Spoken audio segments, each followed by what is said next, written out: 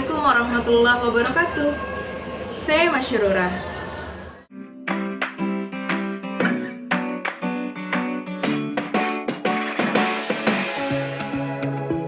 Apa kabar kamu? Semoga selalu bahagia. Di video kali ini kita bakal membahas terkait mata kuliah yang ada di Fakultas Psikologi. Yang ingin saya garis bawahi adalah pada video kali ini saya bakal membahas tentang mata kuliah sesuai dengan buku panduan akademik tahun 2018-2019 Fakultas Psikologi Universitas Negeri Makassar. Jadi seperti ini buku panduannya, dan biasa juga kami sebutnya sebagai buku biru. Sebelum lanjut, saya ingin memberikan sedikit informasi terkait SKS atau Sistem Kredit Semester yang ada di Fakultas Psikologi. Jadi setiap mahasiswa itu maksimal setiap semesternya mengambil 24 SKS, kecuali semester 1 dan semester 2. Nah, syarat dan ketentuannya adalah minimal IPS itu 3,51, minimal 3,51. Dan ketika nilai kita kurang dari 2,0, maka kita hanya bisa mengambil 16 SKS. Ketika nilai IPS kita berada di rentang 2,0 sampai dengan 2,75, maka kita bisa mengambil 20 SKS. Ketika nilai kita ada di rentang 2,76 sampai dengan 3,5, kita bisa mengambil 22 SKS. Dan ketika nilai kita sama dengan atau lebih dari 3,51, maka kita bisa mengambil 24 SKS.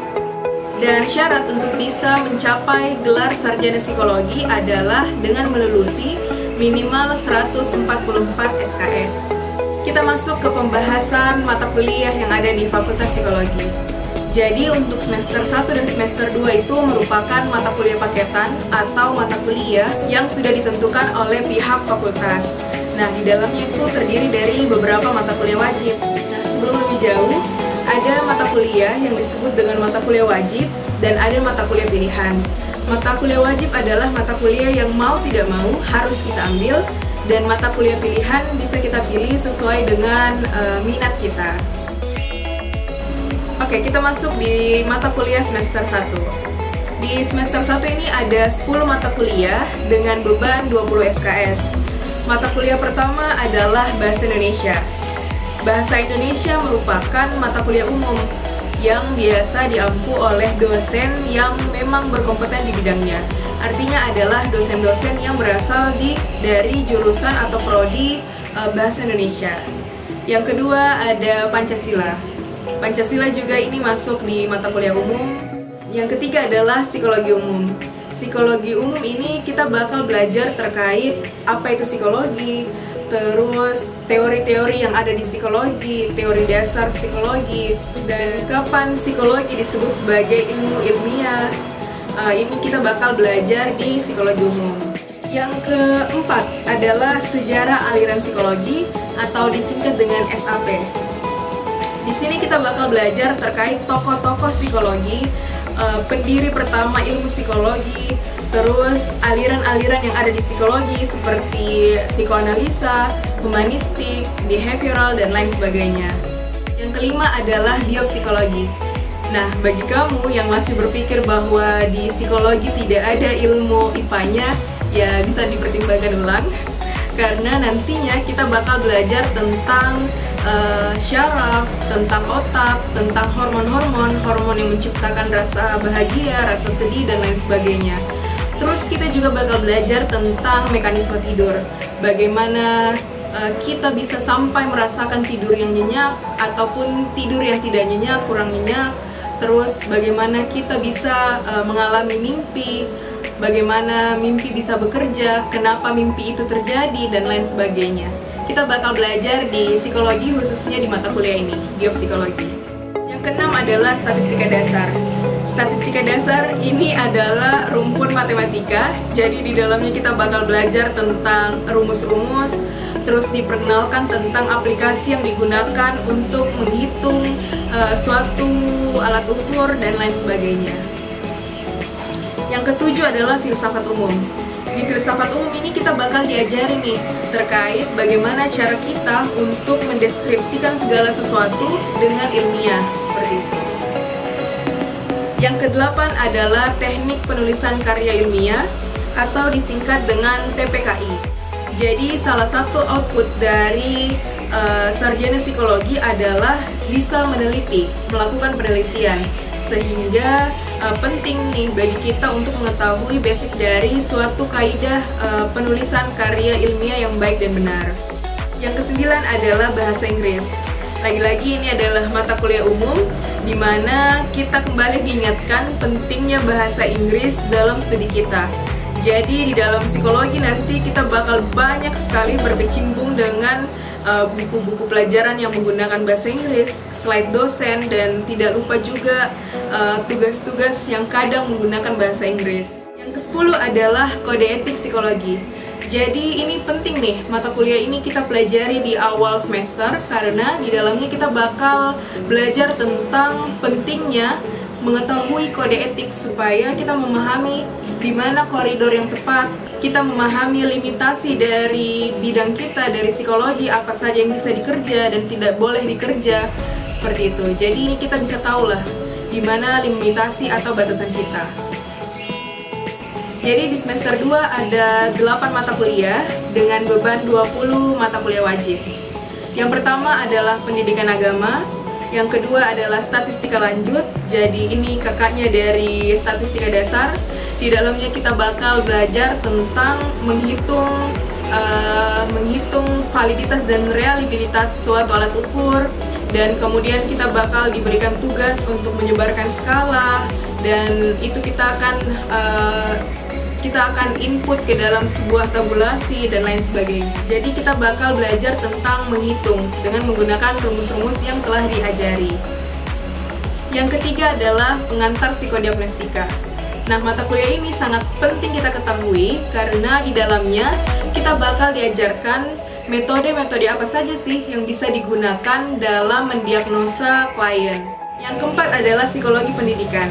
Psikologi pendidikan adalah mata kuliah yang juga wajib kita ambil untuk mengetahui nih betapa pentingnya ilmu psikologi dalam dunia pendidikan.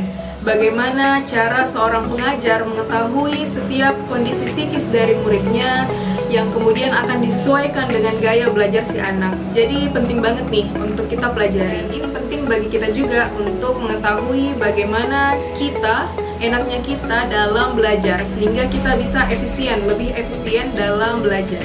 Yang kelima adalah psikologi perkembangan anak. Jadi di psikologi perkembangan anak ini kita bakal belajar terkait tahap tumbuh kembang anak. Bagaimana setiap fase anak bakalan bekerja dan apa saja sih dampak yang dapat dirasakan anak ke depannya ketika ada salah satu fase dari perkembangannya itu yang tidak terpenuhi secara optimal. Jadi ini kita bakal belajar nih tentang perkembangan anak di semester 2. Yang keenam adalah pengantar psikologi sosial. Ini salah satu bidang psikologi juga, yaitu psikologi sosial. Kita bakal belajar bagaimana psikologi aplikasinya di dunia sosial, seperti itu. Yang ketujuh adalah kesehatan mental. Mata kuliah ini penting karena di dalamnya kita bakal belajar terkait apa itu sehat mental, bagaimana itu sehat mental, dan apa sih dampaknya ketika kita tidak mengalami sehat secara mental. Yang kedelapan adalah psikologi kepribadian. Nah, mata kuliah psikologi kepribadian adalah salah satu mata kuliah yang cukup menantang karena di dalamnya kita bakal belajar tentang banyaknya kepribadian yang ada di muka bumi ini. Kita bakal belajar tentang ternyata orang yang satu dan orang yang lain itu berbeda, sehingga bagaimana cara kita untuk memperlakukan orang itu tidak bisa sama. Karena sejatinya setiap orang memiliki karakter yang berbeda-beda. Jadi penting nih, dan karena masalah kepribadian jadi agak berat lah untuk dipelajari. Tapi seru. Kita masuk ke semester 3. Di semester 3 ada 9 mata kuliah dengan beban 24 mata kuliah wajib. Nah, di sini mulai berlaku nih nilai IPS yang menentukan apakah kita bisa mengambil 24 SKS ataukah tidak. Karena di sini maksimalnya adalah 24 mata kuliah bebannya di semester 3, maka ketika nilai kita tidak sampai di 3,51, maka kita harus merelakan salah satu atau beberapa mata kuliah di semester 3. Nah, ini bisa menjadi salah satu faktor yang dapat memprediksi lama waktu studi kita di kampus. Yang pertama adalah kewarganegaraan. Mata kuliah kewarganegaraan ini adalah mata kuliah yang memiliki mata kuliah prasyarat, yaitu Pancasila. Jadi ketika kita tidak lulus di mata kuliah Pancasila, maka kita tidak bisa ambil nih mata kuliah kewarganegaraan. Begitupun dengan beberapa mata kuliah lainnya. Jadi ada mata kuliah yang memang harus kita lulusi dulu, baru bisa mengambil mata kuliah yang lain, seperti itu. Yang kedua adalah pengantar psikometrika. Jadi pengantar psikometrika ini adalah kakak dari statistika lanjut. Di dalamnya kita bakal belajar tentang menghitung daya diskriminasi item. Kita bakal belajar tentang apakah item ini layak untuk digunakan atau tidak, dan lain sebagainya. Yang ketiga adalah metode observasi. Mata kuliah ini kita bakal belajar tentang mengobservasi segala sesuatu yang ada di sekitar kita. Tugas pertama kami waktu itu adalah kami diminta untuk mengobservasi benda mati. Jadi kami diminta untuk keluar ruangan terus memilih salah satu objek. Nah, waktu itu objek saya adalah kotak nasi, jadi saya harus amati kotak nasi selama kurang lebih 10 menit. Apakah dia bakal berubah atau apa, dan lain sebagainya. Jadi mau tidak mau kita harus diam, melihat kotak nasi itu, dan ya mengobservasi, mencatat setiap sudutnya, dan apapun lah yang bisa diobservasi. Yang keempat adalah metode wawancara. Metode wawancara ini kita bakal belajar tentang langkah-langkah untuk melakukan teknik wawancara yang baik dan benar, menggunakan kaidah-kaidah yang sudah sesuai dengan panduan yang telah disepakati. Kelima adalah psikologi perkembangan remaja. Jadi kita bakal belajar nih perbedaan remaja awal, remaja tengah, dan remaja akhir. Dan kenapa remaja itu disebut sebagai usia-usia badai, yang moodnya naik turun dan lain sebagainya. Jadi kita bakal belajar lah tentang remaja di semester ini. Yang keenam adalah psikologi sosial lanjut, mata kuliah psikologi sosial sebelumnya. Terus yang ketujuh adalah psikologi industri dan organisasi, atau disingkat dengan PIO. Ini juga salah satu mata kuliah yang seru, yang menantang. Jadi kita bakal belajar tentang bagaimana ilmu psikologi diimplementasikan dalam dunia industri dan juga organisasi. Yang kedelapan adalah pengantar kewirausahaan. Jadi kewirausahaan itu sendiri kita bakal belajar selama 3 semester. Pertama adalah pengantar kewirausahaan. Ini kita bakal belajar tentang apa sih itu kewirausahaan. Terus pada pertemuan pertama kita bakal diberikan suatu tes yang kemudian akan melihat warna otak kita. Ada otak orange, biru, kuning, dan hijau. Jadi kita bakal digolongkan dalam keempat warna otak tersebut. Dan kita bakal lihat bagaimana warna otak tersebut mempengaruhi cara kita untuk bekerja. Dalam hal ini adalah berwirausaha. Yang kesembilan adalah psikopatologi. Jadi kalau semester sebelumnya kita belajar tentang apa itu sehat mental. Nah, di semester ini kita bakal belajar apa itu sakit mental. Jadi kita bakal belajar tentang penyakit-penyakit mental, terus mengapa penyakit itu bisa ada, bagaimana cara mengatasinya, dan lain sebagainya. Jadi ini juga merupakan mata kuliah yang menantang karena kita diminta untuk tidak melakukan self-diagnose dari pelajaran yang sudah kita serap. Karena terkadang kalau ada dosen sampaikan tentang ini loh, indikator-indikator penyakit A misalnya, terus ada beberapa indikator kita merasa saya banget nih, jangan-jangan saya nih. Nah, jadi kita harus membentengi diri supaya kita tidak melakukan self-diagnose. Oke, kita masuk di semester 4. Jadi di semester 4 ini ada 21 mata kuliah wajib dan 10 mata kuliah pilihan. Yang pertama adalah metode penelitian kuantitatif. Jadi mata kuliah ini kita bakal belajar tentang bagaimana penelitian dilakukan secara kuantitatif, artinya menggunakan angka-angka. dan hasilnya pun adalah sebuah angka yang kemudian dapat dijabarkan sesuai dengan hasil yang diterima atau diperoleh dari lapangan. Yang kedua adalah psikometrika lanjut. Di sini adalah lanjutan lagi dari pengantar psikometrika, di mana kita bakal diminta untuk membuat item alat ukur kognitif dan juga non-kognitif. Jadi kalau kognitif itu seperti aritmetika. Jadi kita diminta untuk membuat soal aritmetika yang nantinya kita bakal diminta untuk melakukan berbagai jenis uji seperti uji validitas tampang, validitas isi, terus uji reliabilitas, dan lain sebagainya. Yang ketiga adalah pengukuran kepribadian non-proyektif. Jadi ini adalah salah satu mata kuliah yang bakal mengukur tentang kepribadian seseorang. Jadi kita bakal diajarkan nih tentang bagaimana sih mengaplikasikan atau memberikan alat ukur kepada klien. Nah, nanti kita bakal masuk di suatu lab yang kemudian akan dilakukan prakteknya, seperti itu. Keempat adalah pengukuran intelijensi dan bakat. Jadi singkatannya adalah Intelbak. Di sini kita bakal belajar tentang bagaimana cara mengukur IQ, kecerdasan, terus menentukan bakat atau minat seseorang. Jadi ini kita bakal berkecimpung di lab juga, seperti dengan mata kuliah sebelumnya. Yang kelima adalah pendidikan anak usia dini. Ini adalah mata kuliah pilihan. Kita bisa memilih apakah kita ingin ambil atau tidak, seperti itu. Yang keenam adalah psikologi perkembangan dewasa dan lansia. Ini adalah mata kuliah wajib. Di dalamnya kita bakal belajar bahwa masa dewasa juga dibagi menjadi 3, yaitu dewasa awal, tengah, dan akhir.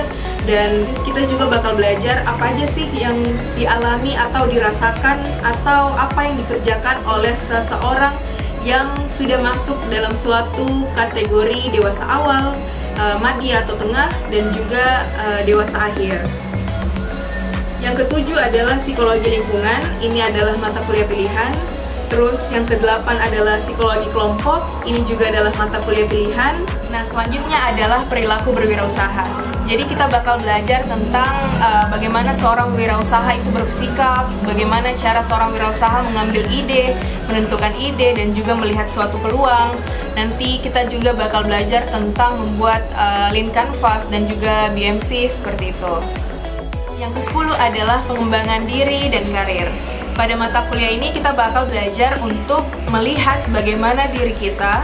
Kita bakal belajar untuk melihat kekurangan kita, kelebihan kita, dan juga kita bakal belajar untuk menentukan karir kita sesuai dengan kepribadian kita, seperti itu.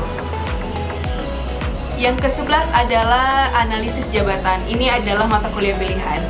Yang ke-12 adalah psikologi klinis. Di sini kita bakal belajar kembali terkait apa itu sehat mental, apa itu penyakit mental, dan terapi apa yang paling tepat digunakan untuk menyelesaikan masalah si klien.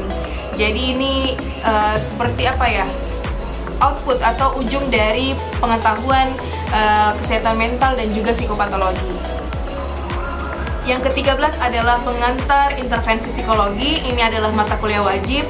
Jadi di sini kita bakal belajar tentang intervensi apa atau teknik apa yang bisa digunakan dalam melakukan pengobatan atau terapi kepada klien. Yang ke-14 adalah psikologi kognitif. Ini adalah mata kuliah pilihan. Nah, sampai sini dulu pembahasan kita terkait mata kuliah yang ada di Fakultas Psikologi. Dan untuk mata kuliah selanjutnya kita bakal bahas di part 2. Thank you for watching and see you in the next video. Wassalamualaikum warahmatullahi wabarakatuh.